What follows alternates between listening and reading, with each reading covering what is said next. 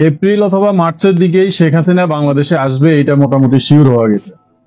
কিন্তু কথা হচ্ছে, শেখ হাসিনা যদি বাংলাদেশে আসে, তাহলে সে কিভাবে আসবে? সে কি বাংলাদেশের প্রধানমন্ত্রী হিসেবে বাংলাদেশে আসবে, নাকি সে শুধু আওয়ামী লীগের নেত্রী হিসেবে, আওয়ামী লীগের প্রধান হিসেবে বাংলাদেশে আসবে? এটা একটা বড় প্রশ্নের জায়গা।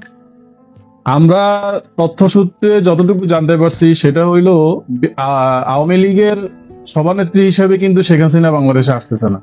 শেখ হাসিনা বাংলাদেশের রানিং প্রধানমন্ত্রী হিসেবে বাংলাদেশে আসবে, এবং এইটা মোটামুটি বাংলাদেশের সেনাপ্রধান এবং ভারতের সেনাপ্রধানের মধ্যে দ্বিপাক্ষিক কয়েকটা আলোচনা ইতিমধ্যে হয়ে গেছে। এমনকি ভারতের যে পররাষ্ট্র সচিব, যিনি বাংলাদেশে আসছিলেন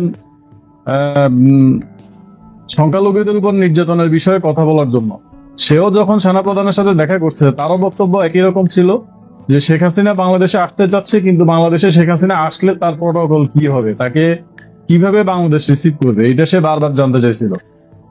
তো যেহেতু শেখ হাসিনার পদত্যাগের বিষয়টা পুরাই বুমেরাং হয়ে গেছে, যদিও বারবার বলা হয়েছিল যে শেখ হাসিনা পদত্যাগ করে বাংলাদেশ থেকে চলে গেছে, কিন্তু তার পদত্যাগের সপক্ষে এখন পর্যন্ত কোনো নথিপত্র কেউই দেখাইতে পারেনি। শুধুমাত্র হাইকোর্টের একটা রেফারেন্সের ভিত্তিতে বর্তমান যে ইন্টারিম গভর্নমেন্ট, সেই গভর্নমেন্টটা গঠিত হয়েছে। কিন্তু তারা আবার যে সংবিধানের অধীনে শপথ নিছে, সেই সংবিধানটা কিন্তু ৭২-এর সংবিধান। তো ৭২-এর সংবিধানে যদি তারা ইন্টারিম গভর্নমেন্ট